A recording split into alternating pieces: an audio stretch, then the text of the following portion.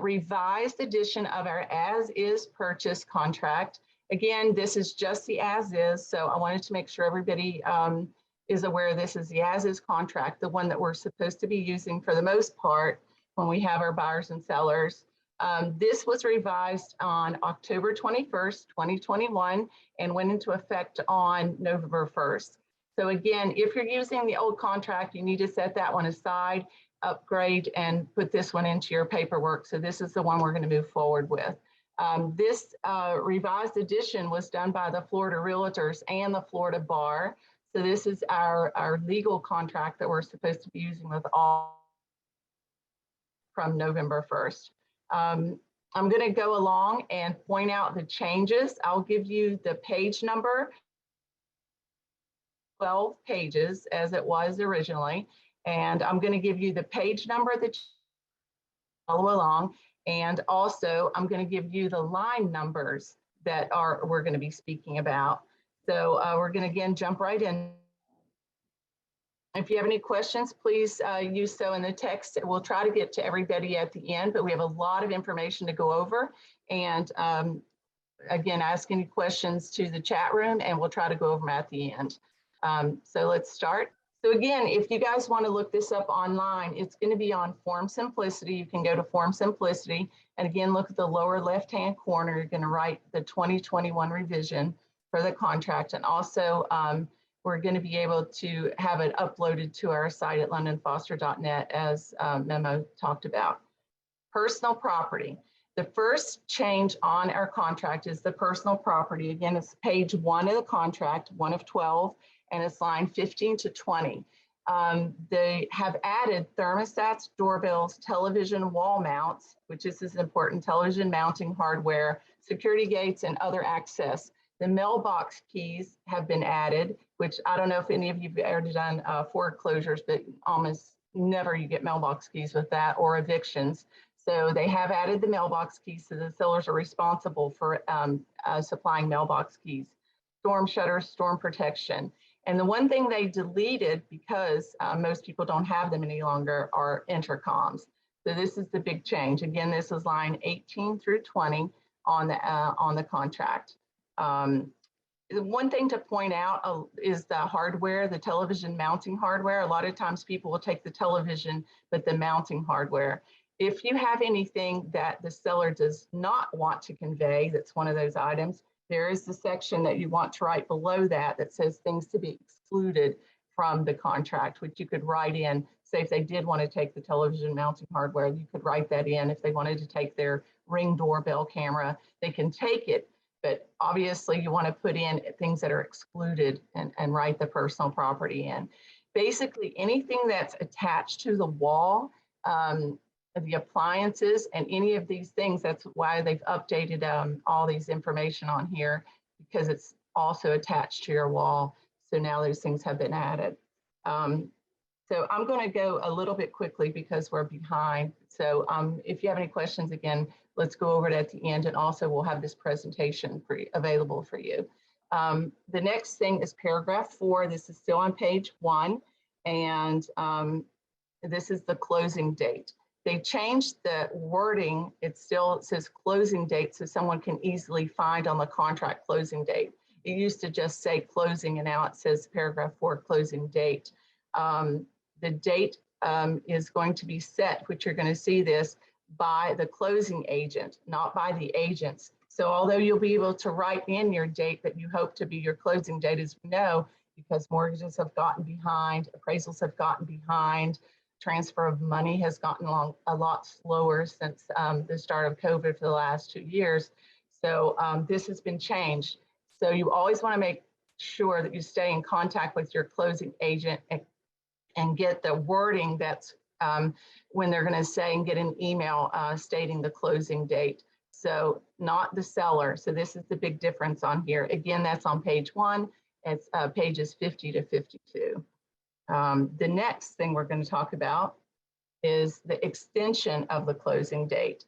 Again, because of everything that's happened with COVID and delays and mortgages, closings, documents, they've now decided instead of the 10 days, which was on our old contract, they've changed it to 7 days. So the very important thing is, in the event that the closing has to be changed because of a closure or a delay, then the paragraph 8 has been changed. The loan approval has been obtained and the underwriting is complete. Again, this has been changed. It's a small change, but it's an important change from 10 days to 7 days. Let's see. And this is also on page 1. So we're moving on down to the next one. If the property is subject to lease, this is also very important. And they've changed seasonal rentals and short-term vacation rentals are now included, which they were not on our old contract. So this is on line 72 to 76 of the contract. And again, the line numbers, you guys should all be aware of this, but the line numbers are on the left-hand column, and you can just scroll down the line numbers on the contract to see. So it's 72 to 76. They've added seasonal rentals and short-term vacation rentals. We're going to speak about this and when we get to the addendum. They did add a short-term and vacation addendum to the contract, and we'll talk about that at the end because this has become very important lately. We do have a lot of properties that are in hotel situations and condos that now have agreements, so it will be affected by this. But anyway, we have added on the contract occupancy, if it's seasonal or non-seasonal. We'll talk about that a little bit later when we get to the addendum. So, but it does include the short-term and long-term. Assignability. The assignability has been left pretty much blank by many of the agents who do the contract, but really, in my opinion, you should never leave this area blank. There's 3 choices that you have to have. You may be assigned and be released. You may assign but not be released from liability, or may not assign. If for any reason you have left this blank, it cannot be assigned to another person. People wonder why assignability is on the contracts. For instance, if somebody buys it and they want to open an LLC or change it to an LLC, this gives you the ability on the contract to change it to an LLC. However, it can get a little tricky if you are not a cash purchase or a cash buyer, if you have any kind of assignability as far as changing the loan on the property. If you have an approval process to go through for an association, this can be a little tricky. So again, if it's left blank, you always want to choose whichever one. If they're going to change it to an LLC, you will need to make sure that you can change it. But also, if you do not check it, it will automatically be defaulted to the buyer may not assign the contract. And this is on line 85. We're still working with the first page. Let's see what else. Next, we're moving on to financing. The biggest part of the changes for the whole new contract has to do with financing. And these are things, if you go to the happy hour tonight, you may have questions for Joe. But there are a lot of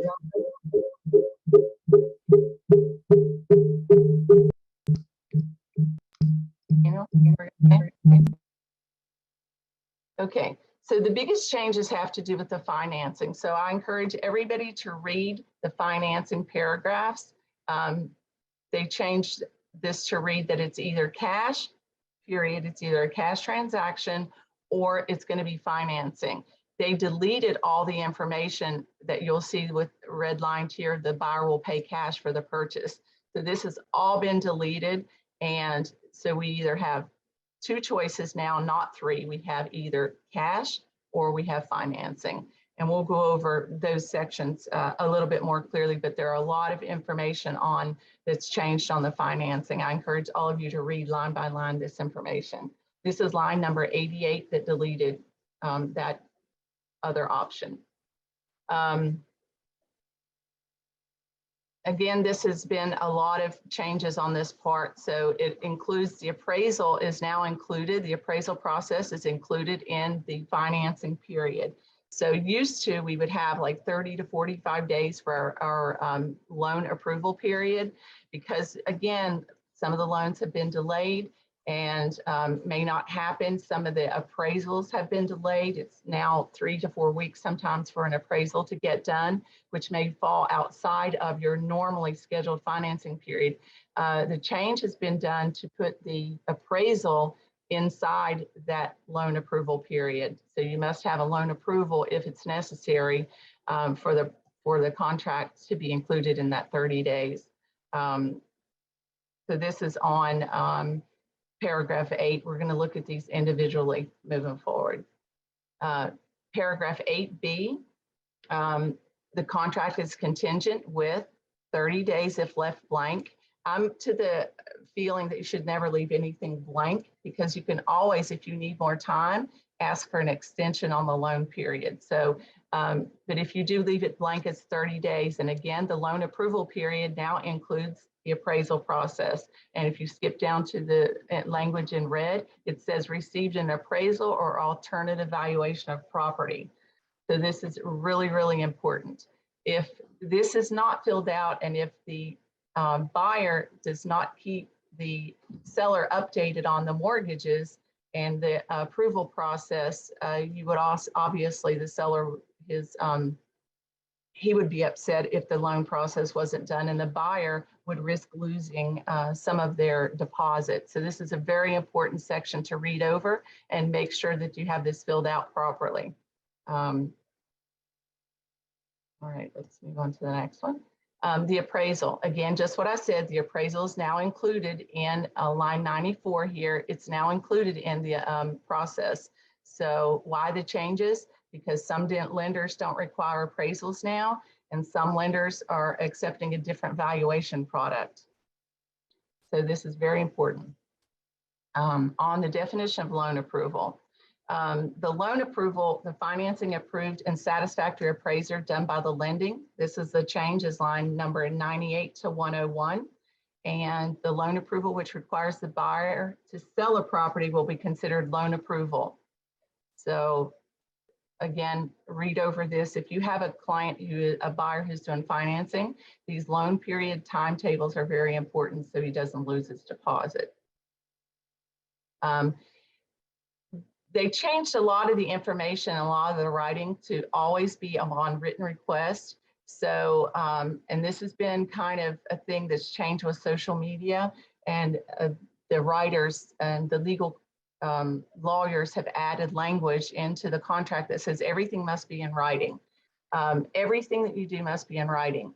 And the correspondence should be, you have 4 choices. You either have by email, you have by personal, when you give the person, just personal request. And also when you email, text and phone calls are not accepted in any kind of communication on our contracts any longer. So everything needs to be done in an email, and they still have fax on it, which is a little bit outdated, but you can do email, you can do fax, you can do personal in person to correspond to all your information. As far as the loan approval, you need to stay in contact and make sure that the buyer is staying in contact with his loan officer and making sure that the loan officer is aware of the dates that are on the contract. Very important. The new items are having to do with line 106 to 108 and 110. And they include the seller must make the written request to the buyer for status updates. So used to, at least on the contracts I've worked on, you know, the agent would reach out to the other agent and say, how are we doing? Do we have the appraisal back? Do we have a loan commitment yet? And some of the terms could be vague, and that's why they're asking for everything to be in writing. And the seller must make this written request from the buyer. So it's not the buyer giving this information. Also, you need to make sure that the notification of the property conditions of the loan approval. Say if on the appraisal, it came back that the roof wasn't according to the loan, if it's an FHA or a VA loan, or it didn't meet the wind mitigation, you need to make sure that this notification is being done on the contracts to move forward, and make sure that that is included in the loan process. The bottom line is you want to make sure that there is nothing holding up your loan and that you're on schedule within that loan period for everything to be approved. We don't want any surprises. One of the reasons they did a lot of these changes was to simplify our contract. It's still 12 pages, which it was before, but they've tried to make it more concise and to make sure there's no gray areas of the contract, and this is part of that. If the loan approval period, this is paragraph 8B, line 111 to 114. The new part is that you can't proceed without approval if the buyer believes he will get the approval. And so if the person knows, for instance, if the approval hasn't been given, but they have extra cash or they have other means to make this transaction go through, then they need to make sure that it's still in writing and the seller's confirming and the buyer's confirming that the loan appeal approve it is still good. If you need extra time, and a lot of people have asked, if you do need extra time, you can always ask the seller, and as long as the seller and the buyer agree, stay in contact with the loan officer and make sure if you need extra time, you can always add extra time or ask for extra time for this approval period to be extended. So it's always an option with an addendum. Why did they do this language and why is it new? Because terminating the contract if the buyer can't timely meet the terms of the loan approval will put the property back on the market. So again, this is line 115 to 119. So the buyer, if the buyer does not contact the seller in writing and tell them that their loan has been approved, or if they need extra time to move forward, the buyer could risk losing their deposit. So again, I encourage all of you to read the approval period and read the loan financing, because that's many of the changes of this contract have to do with the loan approvals. Okay, again, just what I said, if the buyer fails to timely deliver, they could risk losing their deposit. If they do move forward, then it's considered a cash transaction and they would have to bring cash to close with this property if they didn't want to risk losing their deposit. So if they want to keep the contract as is and buy the property, they definitely have to make sure that they're within the loan period. Okay, still more information about the loan approval. The other changes are line 126 to 127 and 129. If notice of loan approval was obtained or that the buyer intended to obtain the loan approval, and no closing deposit goes to the seller unless the failure to disclose is done. The low appraisal no longer in deposit going back to the buyer at closing. Appraisal is not a property related condition. And this is a huge change. Of all the changes in the financing, I think this is the biggest change. The appraisal used to be a reason that they could cancel. That's no longer a property related condition. So it's very important that you pay attention to the appraisal, and the appraisal is done within that loan period if you're using 30 to 45 days. Okay, so we're moving on from the financing and we're going to be going to this section, line 141, and it's paragraph 9A. So the changes here have to do with FIRPTA, and FIRPTA is the foreign tax liability that any owner, so this has to do with the seller, obviously. The seller is responsible for any charges for FIRPTA withholding and reporting. So obviously, this is really important. This was added to the contract. This was never there before. So if you look under the cost to be paid by seller, this is going to be on line 141, the section that is added to our 9A section. And again, it only applies if the seller is a foreign person. Does not apply if the buyer, it doesn't matter if the buyer is a foreign person, only if the seller. Okay, paragraph 9C. This has to do with the title company, the Miami-Dade regional provision. So it says buyer shall designate closing agent. This is one of the changes. It clarifies that the buyer designates the closing agent and they pay for the title insurance premium. And again, it has the section where they not pay over $200 if you want to add the $200 there. It's commonly the way everybody has been doing it, but this just makes sure that everybody is aware that it's there. That the buyer, if the buyer is going to designate the closing agent, they pay for the title premium, title insurance premium. So this changes again on line 174. The survey. Surveys happen usually when it's a commercial property or you have a residential single family home. Usually surveys are not done on condos. So this is specifically on our contract because the contract, as you know, works for single family homes or it works for condos. So the survey has to be done at least 5 days prior to the closing date if there's a survey that's needed. And again, this usually deals with single family homes. So this is located on line 181. And the timing change, the reason they did this is because it enables the surveyor to see the title work and all the information to make sure that the property survey is completed. Okay, moving on. Special assessments. There's always a question about special assessments. People get confused with special assessments for condos at condo associations, but this special assessment section on line 196 to 198 specifically deals with special assessments done by public bodies. Public bodies will be the water company, the sewer companies, the city that it may be located in, if it's a flood zoned area. So there's different things that have to deal with special assessments that the cities or the zip codes, for instance, have special assessments.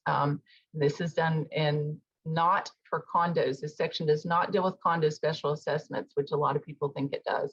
But the big change here, the line number is 196 to 198. They've changed that the seller shall pay the assessments in full at the time of closing. So the change here is for any special assessments which the public body, being the city, the county, whatever it is, does not allow prepayment, which paid in full, then option A, which is seller pay installments, is the one that is selected. So again, this is 196 to 198 and has to do with public assessments, not condo assessments.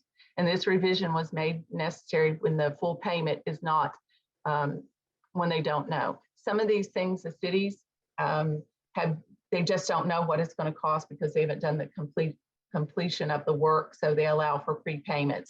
And it also gives the cities and the counties an opportunity to raise the payment amount depending on when it was done or how much they have to do on it. So anyway, line 196 to 198, again, it's been changed. If you read the information in red, the seller shall pay in full, or they can, if they do not allow it, the city or the county does not allow a prepayment, then they pay a prorated amount. Okay, moving on to paragraph 9, special assessments continued. Again, this has to do with CDDs, which are community development districts. Special assessments imposed by these cities, counties, are prorated. So line 200 to 201. Again, this is not special assessments on condos or homeowner associations. All right, line 259, property maintenance. Ordinary wear and tear, the seller is obviously responsible for keeping this up, but not limited to lawn, shrubbery, pool, and the lawn basically, and pools. This just wants to make sure if somebody goes into contract saying they have a 30 to 45 day closing, that the seller is supposed to maintain the property until closing, through closing. They just can't let the pool turn green. They can't let the lawn go and let the shrubbery get out of control. The seller is responsible for keeping the property maintained, other than wear and tear, which, you know, would be the inside, I guess, for wear and tear, but otherwise the outside needs to be maintained, line 259. Paragraph 18, time. It's always been on our contract that time is of the essence, but the big change here has to do on line 432, 436 to 438. So it's not the time which somebody may be in California buying the property, or they may be out of the country. So the time is always given now based on where the property is located. Again, this is put here in an effort to make sure that everybody is on the same page as far as time goes, calendar days. As we know, if you're in another country, or you may have a difference in time of 12 to 24 hours. So this just makes sure that wherever the property is located, that's the time that we're talking about when things are due. And these have to do with escrow payments done, closing dates, any of the times that we have for inspection periods. This is to do with closing date. So all of this is done wherever the property is located. They just moved time of the essence also to the top of the page, so people knows that it's most important, and make sure they read the first line. Sometimes people get lost down through the language. There's so much of it. So they're trying to move a lot of the things to the top line on it or to the paragraph. This is line 432 again.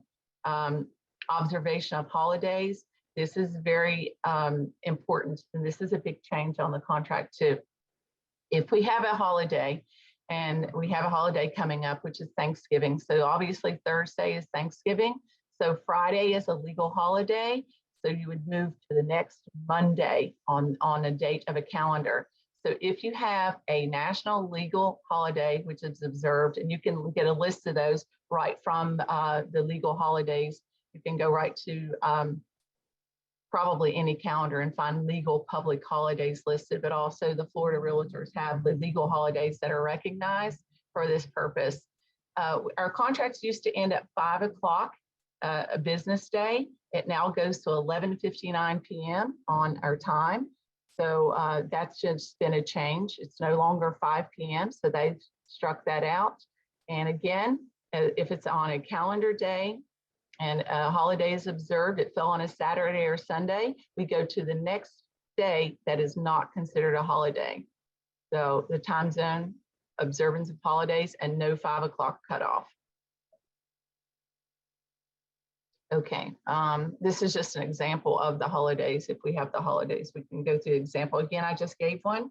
So we have Thanksgiving coming up. So Thanksgiving is on Thursday. So we would skip Thursday. Friday is a legal holiday observed, and we'd move the Saturday, Sundays excluded, and we move to the next Monday for the closing. So this has been a big area, the force majeure, which has changed, obviously because of COVID. A lot of things have changed, but this has basically been added to this standard G. So it's line 439 to 440 through 442. I'm going to go to the next page because it gives you an example, a better example. So obviously here is COVID-19 is included. This includes now earthquakes, hurricanes, floods, extreme weather, acts of God, unusual transportation days, wars, insurrections, civil unrest. So all of this has been added. So I think between the buyer and the seller and the title company, you should be able to work out if they're going to be open or if there's not. A big issue here comes to banks, if they're transferring money, lending companies, if they're shut down and they're not located in the same city. For instance, if we have a hurricane here in Florida, it may affect us, but it may not affect the banks where the money is being transferred from. It may not be affecting the lending company where the money is coming from, but whatever we need to do to make sure that everybody is on the same page, this has been added here to cover just about anything that might happen. And again, it's a sign of the times with COVID-19. They've had to add this, and it was a needed change. This is done on line 443 to 444. So obviously it was expanded because of the current conditions that we're in. This just goes on to say that the event will be deemed to have begun on the first day of the effective date, and performance prevents performance of insurances. Again, title companies being open, banks being opened, lenders being open and able to do their business. So this is line 446 to 447. A perfect example of this, I had a situation where the electricity was off because of a hurricane for the title company. We weren't able to close because the title company was closed. The bank was closed where the money was being transferred. Again, this is what extensions are for and addendums are for. So they have given an extension on here in a time period, but obviously you could write your own addendum for your area. I mean, what happens in Fort Lauderdale as far as hurricanes may not happen where Miami is, but as long as the buyer, the seller, the title company, everybody is on board. The financing company is on board. We need to make sure everybody via email or via phone, we have to make sure that everybody's on the same page for things to happen properly. And if addendums are needed, this is when we get our addendums, that the contract has added the language to make sure that this is okay. Prorations. This is on line 492 to 493, the prorations and the credits. They have been prorated as the date prior to the day of closing. And this is Florida statute. So this isn't anything the realtors can take care of or change. The real estate taxes, tax benefits, etc. Any of the special assessments we talked about from the CDDs are here. And this is on line 492 to 493. Everything will be prorated and not negotiated. So again, this comes into play, especially when taxes are concerned. Everybody's always arguing, well, I don't want to pay that tax. I don't want to pay that special assessment. But basically, they've tried to simplify it and make sure that everything is prorated properly down to the date of closing. Again, this is a clarification to make sure that we know that social media, I brought this up before, texts are excluded. You cannot text, social media posts, or other electronic means is not going to happen on our contracts now and shouldn't have been in the first place. But the only delivery that you can legally make on our contracts now is by mail, email, obviously, by fax, if people are still using fax, personal delivery, or email. So we have regular mail, fax, personal delivery, or email. We cannot do our contracts via text. You can't, for instance, especially on the financing period, it's very important. I know it's very easy for all of us to text. We've gotten used to it. A lot of people don't like to pick up the phone any longer. A lot of people don't want to personal delivery, but all of our contracts to be legally enforceable have to be done by mail, fax, personal delivery, email only. No texting to make any changes, especially when it comes to the financing periods or anything else. 532, and it's a very important change on the contract. The addendums. So they've only added 2 of the addendums, but I think both of them are very important. The seasonal vacation rentals, if you go down to the section here where it says D,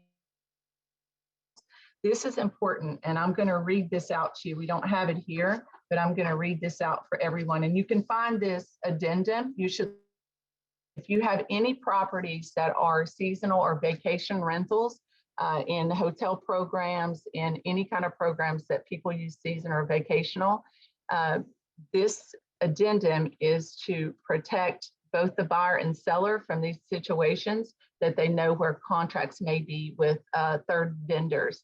A property manager, a realtor, a hotel may have a contract in place that the seller or the owner of the property has done for 1 year that they're going to be leasing it out in the hotel program. This addendum is to cover that. So it says on it, the comprehensive rider for residential sale of property. And again, it's dated 10/21, which on the date for the new contracts, it'll say 10/21, which it went into effect November 1st.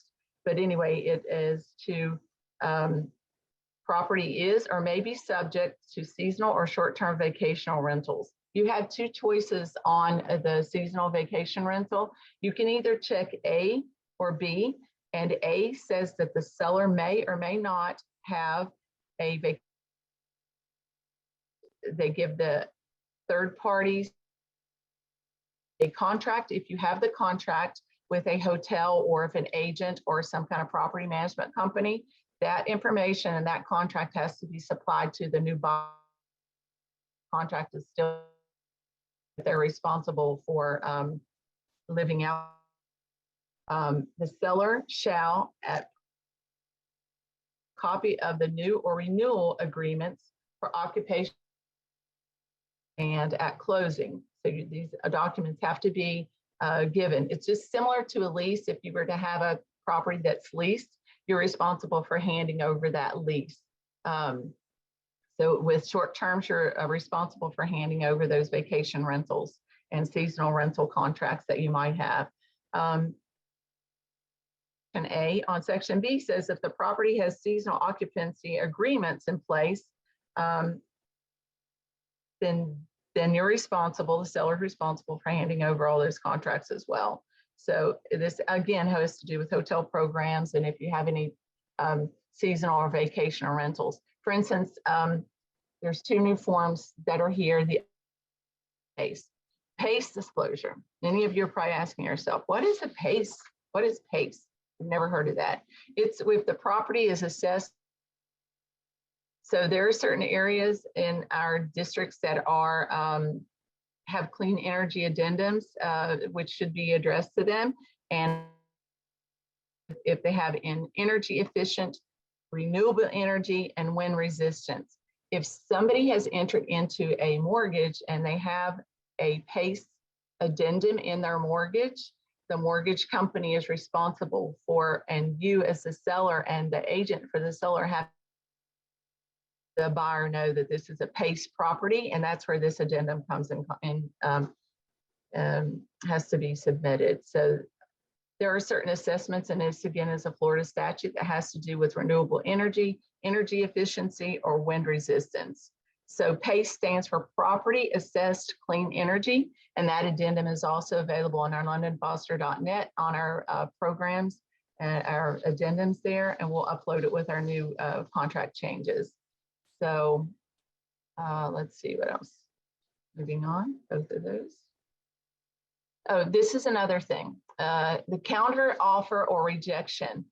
So they have removed the need for the counter offer.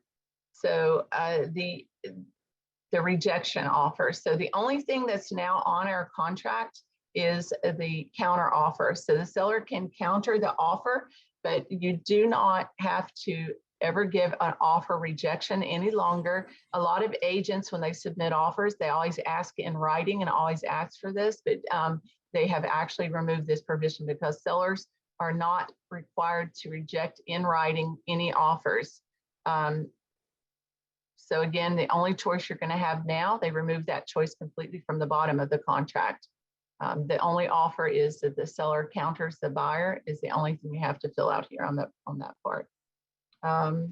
Specific revisions for the regular residential contract. We are not going to be going over this. We're just going to go over as is contract. So again, that concludes all the changes for the as is. And I wanted to see Memo. Can you hear me? Can you come back on and see if there's any questions that we want to answer? Yeah, we had a few questions, and okay, I'll read them to you. And, okay. And if you would like T. Bernie to reiterate your question. Okay. Are you saying that we should always choose B for special assessments now instead of A? So I know that was further back in your presentation. Yeah, I'll go to that part. No, not necessarily. If there may not be any. So it may be, and these special assessments, again, we're not talking about the condo rider, and I just want to bring that up. We're not talking about the condo rider. We're talking about if there's a special tax levied in a certain city or something. But if you leave it blank, then it will have to be prorated. So it depends on the city or the community that you're in, if they will allow the seller to pay it in advance. What the change has done has just said if they don't allow it, then it has to be prorated. So no, that's still a choice that you'll make, but it depends really on the city or where the property is located. Be paid in full. That's still a part of the negotiation in your price. For instance, if you know that they're putting new sewers in, for instance, I have a property.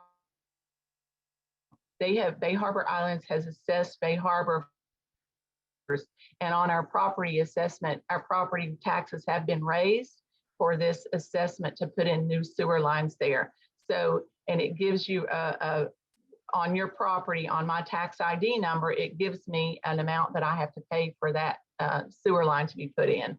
So I could either pay that amount up front, or it's negotiable. because Bay Harbor Islands does allow you to pay that in proration, or I pass it on to the new, go into my final contract price if I wanted to pay that up front as a negotiating factor. So no, I'm not saying that, but it does depend on if the city, if you have a property listing, you want to find out if there is any special assessments, or the seller, if they know of anything. I happen to know that one in Bay Harbor Island, so that's why I brought that up. But this doesn't have anything to do, just to reiterate, doesn't have anything to do with these. So, and those still can be negotiated as well, just so you know. I hope Yes, thanks. I'm definitely clear that this has nothing to do with the condo right or condo association.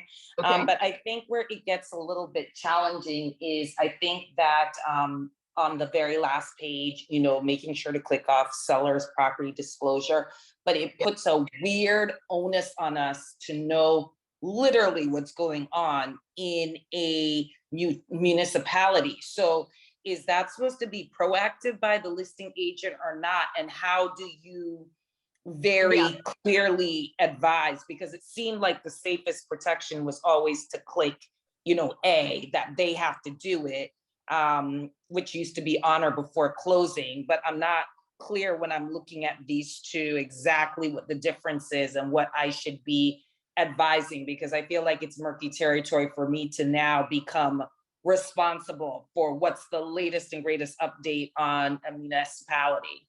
Right. I would default back to the seller on this, and it's the seller's responsibility. Remember, this isn't our contract. This is a seller and buyer's contract. So the seller will probably know if they know anything about their property. Just like I was sent something in my taxes from Bay Harbor saying this is your responsibility to pay this. So as an owner, if they have this,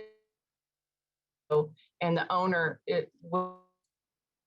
actually the seller, to find out if they can pay that in full, if it has to be paid in full, if it can be, or if it can be, as a seller, they would want to prorate it. But if the city doesn't allow it to be prorated and they say everybody has to pay, for example, $5,000, then everybody has to pay the $5,000 and they don't allow it to move forward as a payment. So again, I would let it fall back on my seller and the seller's disclosure if they know about it. I wouldn't take it on as an agent to find out if there's been anything imposed on the property or not. It sounds like your perspective that maybe coming from being the listing agent, but I tend to focus most of the time as being a buyer's agent. So let's clarify that, because I'm trying to be clear on what the onus is for me, who is writing an offer, the most protected purview for my buyer. From your buyer, I would look up to I would look up the tax information. I'd go right to, if it's in Dade County, a tax thing, and see what the taxes are, and look on the tax form, and you can see right there, they're listed. If there's any special assessments due on it, they're listed. It will say this is in, it usually will have another fee on it. It'll say what your taxes are, your school taxes, or this tax or that tax. It will show them what it is on there. So this doesn't happen a lot with the special assessments on the CDCs, but you know, they are there every now and then. But you can look on the tax roll and find out information. So, and if I were the buyer, I maybe call, you know, where the property is located, and call say, hey, is there the tax assessor in that district, and find out. The buyer could call as the buyer's agent. If you wanted to be proactive, you could, but you know, if you don't want to get involved in it and be responsible. So I always put it on my buyers and sellers to do their due diligence. That's their due diligence, period. That's not due diligence. Right. Yeah. Sorry about that. Okay, yeah, but I just wanted to, can you, Bobby? Yeah, I'm sorry, I think I'm. Yeah, okay, can you hear me? Yes. Okay, I just wanted to say that that's really important to, well, what you just emphasized, which is that it's up to the buyers and the sellers to do the due diligence. It's just up to help. You know, we can't advise. You use that word advise, Bernie. It's kind of, you know, it's you got to be very careful with that, because we're just putting together. We always have to default back. Okay, let's look at the bigger picture. We, as the brokers and agents, we just bring the buyer together with the seller, and they're responsible ultimately for doing their due diligence. So what's more important is aggressively and clearly stating that it's important for you to do your due diligence in this matter, whether it's an assessment, whether it's issues with the municipality or anything like that. So just keep that in mind. That's very important. Yes, we want to help, but we have to be careful of not going down rabbit holes when we do help, because it gets very tricky. And then, when something happens, you're already deep in that rabbit hole, and they're like, pointing fingers at us. So remember, everyone, when the proverbial shit hits the fan, everybody points fingers to everyone else except themselves. So we just got to be careful with that. I just wanted to plug that in. Yeah. Another question, Daniel? Well, we have Nathan Robinson has his hand up. Did you still want to ask your question to him? Okay. Nathan, did you still want to ask your question? Okay, let me check the chat one last time. I have a question. Yeah, go ahead. This is Diane Husto. I have a question about the loan approval. Mhm. Everything, let's say everything goes fine. Again, I have a buyer.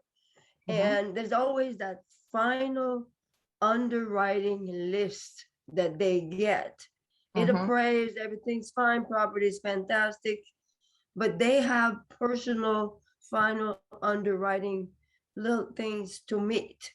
How do we handle that? Because it can happen that maybe the financing, the person doesn't lose their job, but something happened and all of a sudden they don't get their loan because they personally cannot financially pay the loan. How do we handle it? It may not fall within the loan approval period. That's why you had to pay. Everybody has to be very, very clear about this. That's why it's important. It's to stay in touch and be on the same page. And that's kind of why they put this information in there, because they need everything in right time, and they don't talk about. The underwriter is asking now for, one last piece of paper, one last piece of paper, one last piece of paper. And that always happens.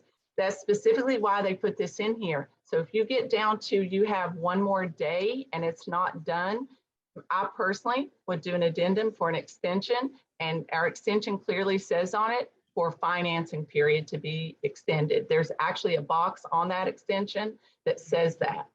Okay, great. Okay. Ask for more time. Otherwise, your buyer could be at risk for losing their deposit. So it's meant to tighten up. The reason, and if you look at the examples that they used in here, it's to tighten up our contract. So it's just not indefinite amount of time. So, everybody needs to stay in touch. And again, make sure everything is in writing. That's the thing that they emphasize the most, is make sure everything is in writing. No texting to the other agent, just make sure everything is in writing. And if you do need an extension, you get down to that last date, ask for the extension. And let the title company, the people that need to be in constant contact are the title closing agent, the underwriter, the buyer, and the seller. The agents you need to be involved too, but at the point, it's out of your control at this point. So those 4 people need to be in contact: title agent closing, the underwriter, and the buyer and seller. It's very, very important. Okay. Nanette, if you don't mind, can I chime in real quick? Yes. Especially since I deal with this all the time. Yeah. One thing I learned real early on in this business, it's not what you say, it's what you don't say that can get you in a lot of trouble. Yeah. And look, these deals, there's never a perfect transaction. And if there are, there's very few and far between. So one of the biggest things that I realized, as much as we are experienced realtors, or you can call a senior loan officer or whatever, at the end of the day, we are expectation managers. That's what we do. And I find that the most important thing is staying in communication, just exactly what Nanette was saying. That's the most important thing. that will mitigate any situation and really make everybody feel at ease, especially the seller when they're representing or the listing agent representing the seller. They're accountable. And what happens when people get real frustrated, that's when, as Bobby says, the proverbial shit hits the fan. So that's my little nugget of info on that. Thanks a lot. Questions?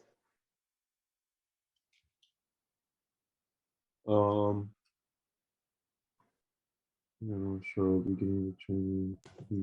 I think Mindy has a question. Yes, I have a question about PACE. Well, two questions. So Okay. now the appraisal, hi Nanette, how are you? Hi, everyone. So the appraisal is no longer a contingency on their contract. I came in a little late. I'm sorry, I was at a showing.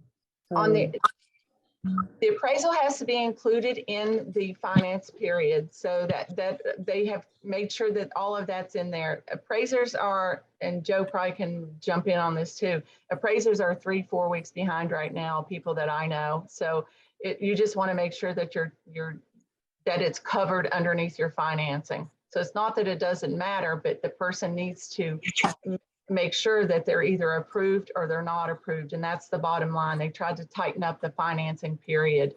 So if they have to have, if they don't have the money to pay the difference, or if they don't have other means of other whatever other means they're going to be to do, it has to be done within that time period again. So if they need the appraisal to appraise, obviously, if they don't have the extra funds, then obviously, they're going to have to either cancel the contract within that time to retain, move on. But if they don't have the appraisal and that lapses, then they're going to lose their deposit. So you just and with, as far as the lenders aspect, we make sure that the appraisers are held to an SLA, which is a service level agreement, where they have to actually, respond within a certain period of time. Otherwise, they're off the list. So they realize what do you find in time is of the essence. Joe? What are you finding on appraisals right now with the mortgages? The time period is getting better than it has in the last year. There's a lot of background, but surprisingly, it's not that bad. I know that our agent, or at least our appraisers, are reaching out to the listing agent within a couple of days to to schedule the appointment. Yeah. Excellent. So, Next question, thank you so much. Next question was about PACE.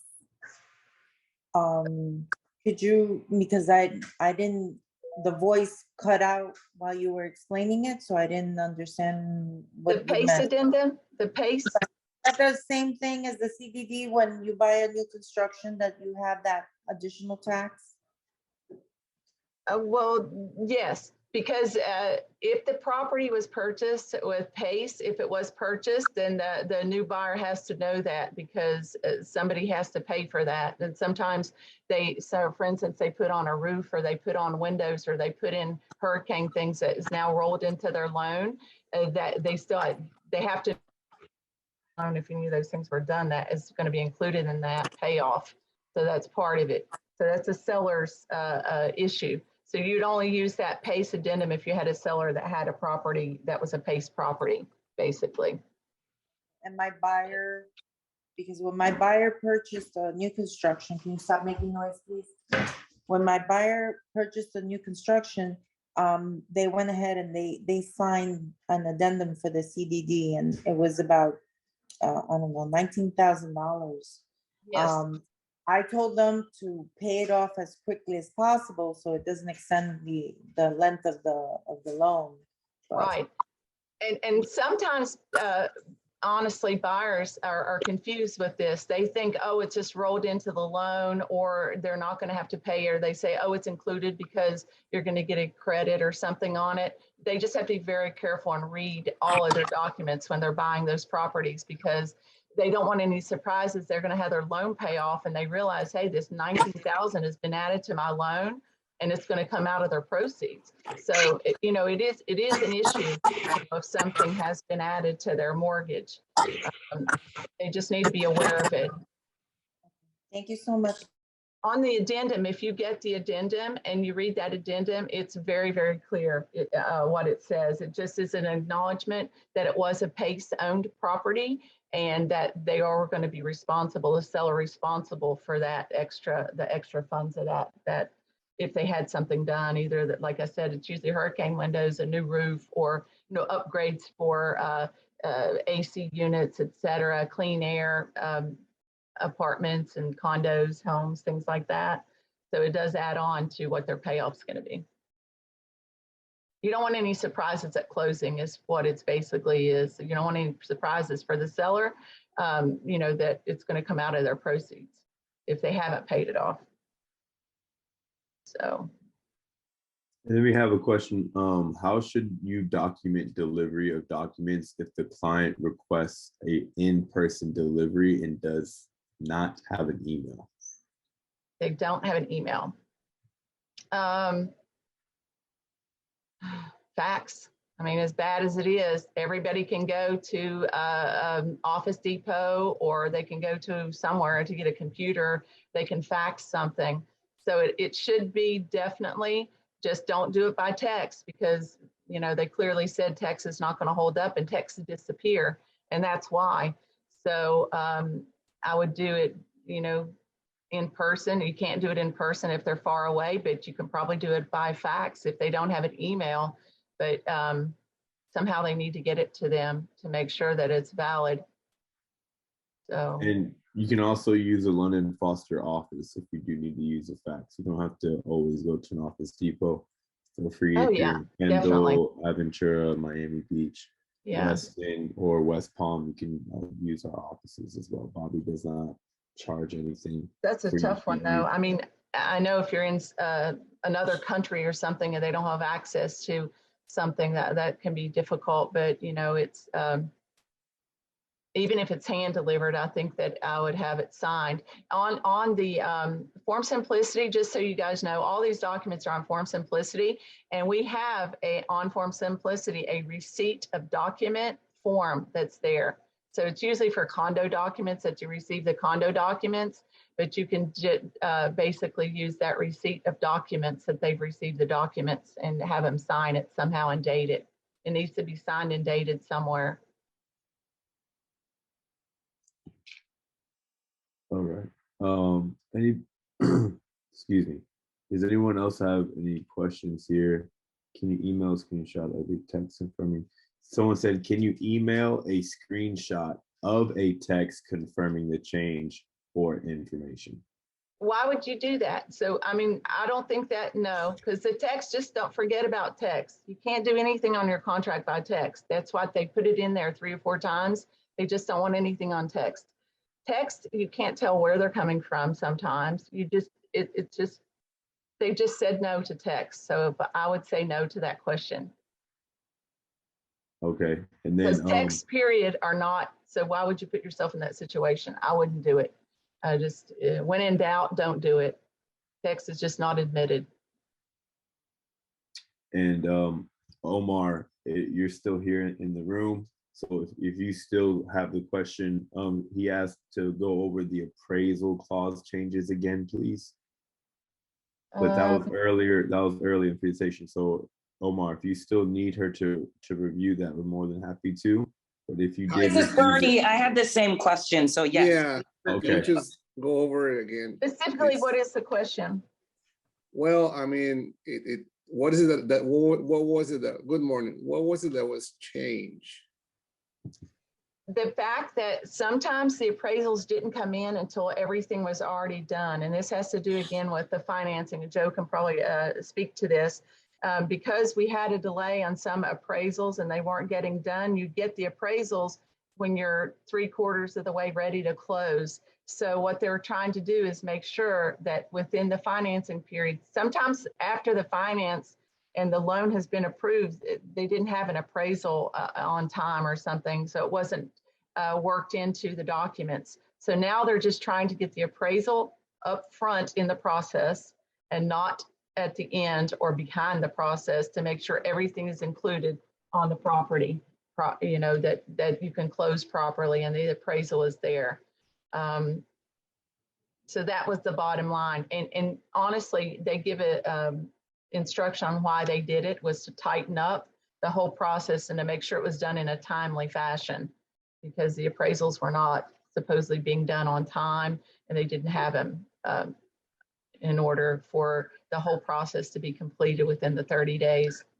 So again, as far as an appraisal, if you know your appraisal hasn't been done and they're running behind on the appraisal, ask for an extension, because they need, the underwriter needs the appraisal needs the documents from the financing people to do their work. So. Okay, Can you clarify your statement Thank regarding, I thought you'd also said something about termination and the appraisal. So could you just review that again? About what? Termination is no longer, like, the buyer may not have the option anymore to terminate just because it doesn't appraise. Could you just review that so I can make sure I understood you clearly? So on the beginning of the contract, when they said it's on, let me find that part, not assignability, it's right under assignability. They took that part out of the contract. So we used to be able to do cash. So remember how it was written, how you do cash or they do financing as part of it? They just eliminated that part of it. So it's either an all cash deal or the loan, it's a loan, right? Approved. And they have different kinds of loans now that are just not based on appraisals. So, and again, this may be a question for Joe, because they added language in there that said things other than a traditional loan. So basically, the bottom line is if people do not have a final loan approval on it, then they're at risk for losing their deposit. If they go forward and they don't have the loan, then it's going to be considered cash. So. Right, so. Okay, so if sorry. I believe it's clearing it up where the appraisal is one thing and the loan approval is another, okay? Where, there was a lot of questions and it wasn't clear in the previous contract where if you got the loan approval, and let's say it's a $500,000 transaction, and the appraisal comes in at $400,000, okay? Then you could go back and say, well, I did not get the appraisal at the price that it needs to come in for me to get the loan that I was originally expected and disclosed to get. So now, instead of getting a loan for, let's say, $480,000, I'm going to get a loan for $380,000 because the appraised value came in at $400,000 and not $500,000. So they can say, well, and now right there can be interpreted as, oh, I didn't get the loan that I had applied for, so therefore I want to get a denial and back out of the transaction. Or that could be interpreted as, no, you still got approved. The only thing is that the appraisal didn't get, you didn't get the appraisal, so you can still get a loan, you just got to put more money down. So before the previous contract, it was looked at as, okay, that could be a reason to back out of the transaction, whereas now it's being more clear that the appraisal is not, and am I right in saying this, Nanette, because it doesn't automatically terminate the contract anymore. But what happens if your client doesn't want to do the difference in cash? Well, that's why it has to be addressed up front during the contract period. Okay, so where would that be addressed exactly?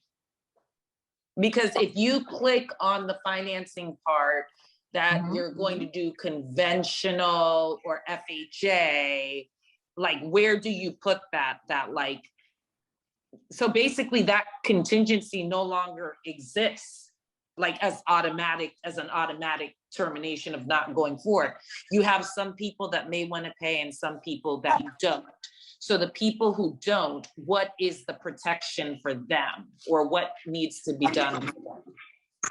write down for that end of contract, as this contract, I write clearly in a legal term that a lender gave me. And it says there, my buyer will pay X amount of dollars for this property and has X amount of dollars in cash and will not go above this price. It's right there in the contract from the very beginning. Where in the contract? And is this different than an escalation clause? So in the last page in the where you sign and it Oh, says- 591? I don't Underneath have- the addendums, underneath the addendums is the area she's talking about. She Okay, writes an additional contract to protect her buyer. Yeah, Correct. okay, well, can someone post some of that sample language? Okay, I'll look for one. Yeah. and I'll- Yeah, for sure. I can write you something. I can send something to you. Just generally, it says buyer and seller agree, and you always want to put buyer and seller agree. Buyer and seller agrees that buyer will contribute so much to close it, too much toward the purchase price of the without going over $10,000. It's whatever the contract is. Say, for instance, there are a lot of people that just use the appraisal process. I think this is why this came up. There are a lot of people that just use the appraisal in order to cancel. They don't want that anymore. They don't want the people's property to be off the market. They want to make things simpler for people. So a lot of people did use the appraisal. If it didn't appraise, you just cancel and move on and you get your money back. They're trying to avoid that situation, I believe. And they're trying to make people just know that this is a legal document. You're going into this, you want to buy the property, you can either get your financing or you don't. So it makes people a little bit more honest about the property that they're buying, so to speak. So that you can write that in there. Buyer and seller agree that buyer agrees to pay, for instance, $10,000 above appraisal price, or whatever above. You can write that right on, but they both have to agree to it. If you have a property that's 100,000, 200,000, no matter what price range it's in, should a person really be buying that property or not is the question. And if you know that the comps are not there, and the loan approval you got for the person is what it is. So Exactly. This all boils down to just doing what we're supposed to do within the timelines. If this is addressed within the 30, 45, 60-day financing timeline, then there's no issues because this is addressed. The reason why they're trying to make it a little bit more specific is because, it's a week before closing, nothing has been addressed, and, all of a sudden people are scrambling and, oh, the appraisal didn't come in or this or that. No one's communicating. That's the issue. Okay, so as long as everyone's doing what they're supposed to be doing and staying updated and being proactive is the key. And, this really won't even be an issue because everything will already be addressed. right, Well, they're in trying a to simplify the these process. changes, in a nutshell, these changes is forced transparency. Exactly. Mhm. Agreed. Does that Okay. answer your question? Yeah, Yes, I thank guess you. what we're saying is in line 91, like right below where you can click off, you'd put this statement and it would be something that the buyer and seller both initial. But I'd still love to see some sample language to use, Okay. even though I heard what you said. Yeah, we'll get that to you. Mhm. Thank you. Sure. Okay, let's try to move on. I don't know if we have any more time for questions right now, but if you want to continue. That's it. So we're finished, Bobby. That's it with the as is. That's all the changes. And again, this information doesn't come from London Foster. It comes from the Florida, although it's on our website. We have it on londonfoster.net under our education tab. So you can go to londonfoster.net, go under education, and it's listed as the as is contract. And also, if you use Form Simplicity, they have everything uploaded as of November 1st. It's on Form Simplicity. You should no longer use your other contracts because this is done by the state of Florida and the Florida Bar Association. Again, the date is in the lower left-hand corner. It'll say revised 10/21/2021 by Florida Realtors and the Bar. So, and this just goes to the as-is contract.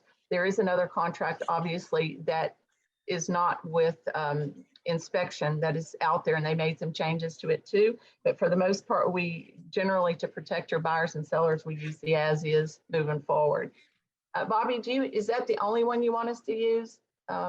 Oh, yeah, the as is the one that we default to unless they specifically ask. Just like we are always transaction brokers unless they specifically ask to be a single agent. That's very important, and really understand that and know if you're listing a property, make sure that you're using the one that I believe it's section 10, that you are a transaction broker. So make sure you're using those contracts. And yes, the as is always the best one because it's simple, plain.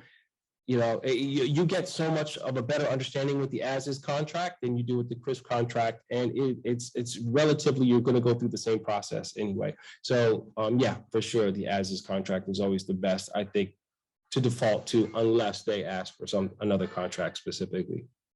Right. I really appreciate everybody being on board and joining us today. This is going to be online. The presentation is again from the state of Florida, and it has all the changes are redlined. So if you print it out for yourself, which I don't know if anybody prints any longer, but print it in color so you'll see the changes in red. Anybody else have anything? Hopefully we'll see you all tonight at the happy hour with Joe and near the Aventura office at bar 42. Tap 42. Tap 42 at the Tap 42. Tap 42. Okay. So again, I appreciate everybody being on here, and thanks Bobby, thanks Memo, thanks Joe, thanks to Daniel, everybody here. Thanks, Nanette. We'll give you a round of applause for that great, amazing, very helpful and proactive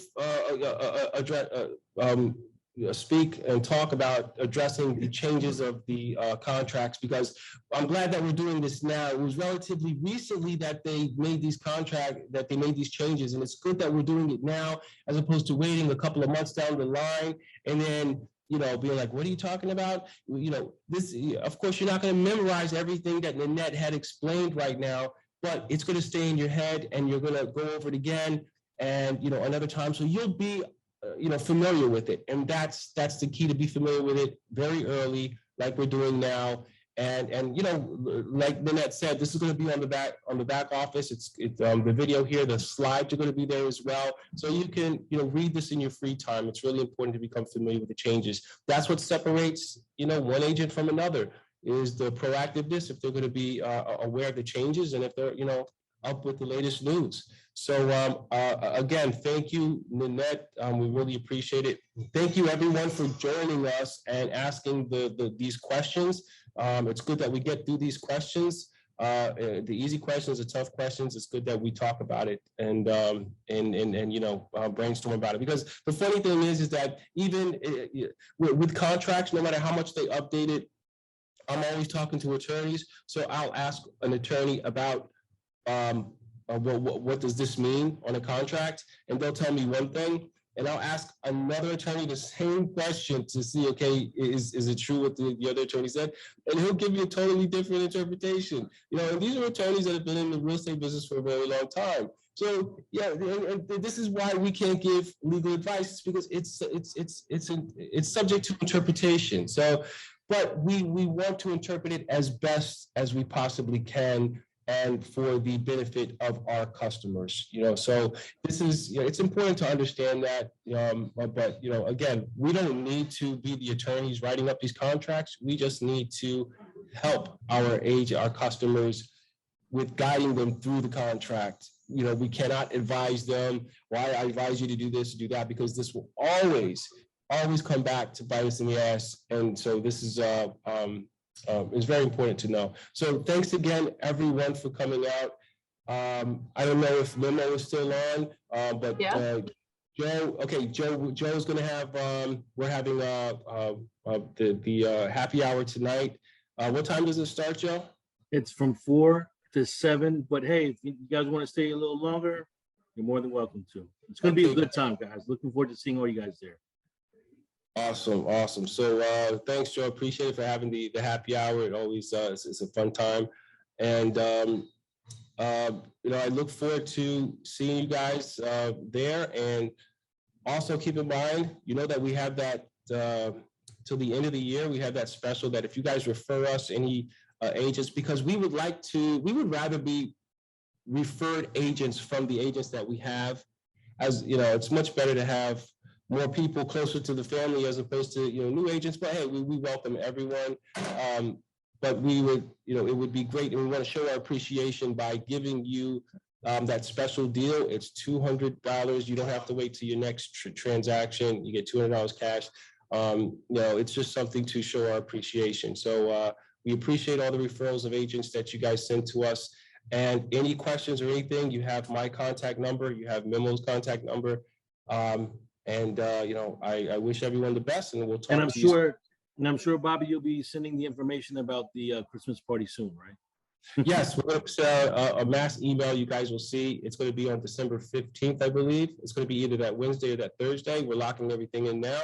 So, So more good news to come. Yeah, it's going to be a lot of fun. So, it's just a time to reflect and enjoy our time and celebrate a little bit. Since we work so hard, it's just time. It's a good time for us to celebrate. The other thing I just wanted to mention was that actually, Bernie, I think that was a good idea that you said as far as sending you over the wording. And that kind of made me think, what I want to do actually is I want to put some wording samples on our back office of very common situations like what you're asking for now. There's probably about 10 other ones that we can put on there and exactly how to word them. So we'll put that on our back office. It's a good idea. I think that we'll put that on there. Say, in case you have this scenario, here's a possible a way to word it, whether you're dealing with seller concession or appraisal values or anything like that. So we'll put that on the back office. Thanks for that idea. Okay. And Elaine is saying that and the New Year's party has to be in New York City. As soon as our New York office gets off the ground and gets bigger than it is, I believe we have about 15 agents in New York. We'll definitely have a New Year's Eve party in New York, okay? But besides that, thank you everyone for coming, and make sure you keep in touch with us. And if you have any questions, reach out to us. Have a great day, and talk to you soon. See you guys tonight at Tap 42. See you guys there. Guys. Thanks, Nanette. Thanks, Bobby. Thanks. Thank you. Bye-bye.